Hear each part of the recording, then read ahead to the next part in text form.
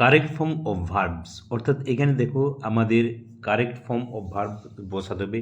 এখানে একটি কোশ্চেন দেওয়া আছে, অর্থাৎ সেন্টেন্স দেওয়া আছে। দেখো এই সেন্টেন্সটিতে আমাদের ব্ল্যাঙ্ক ফিল আপ করতে হবে। 4টি অপশন দেওয়া আছে। এখানে দেখো কোশ্চেন কি আছে, if I blank you I would apologise, অর্থাৎ কি, যদি আমি তুমি হতাম আমি ক্ষমা চাইতাম। এখানে দেখো আমি তুমি হতাম মানে এখানে কি বোঝাচ্ছে,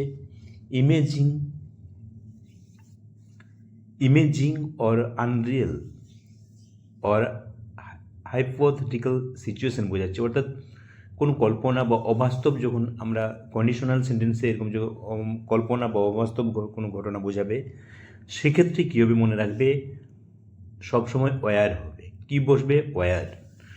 আই, এখানে দেখো কি আছে, আয়ের পরে অ্যাম হওয়ার কথা, কিন্তু এখানে কি বসবে, ওয়্যার।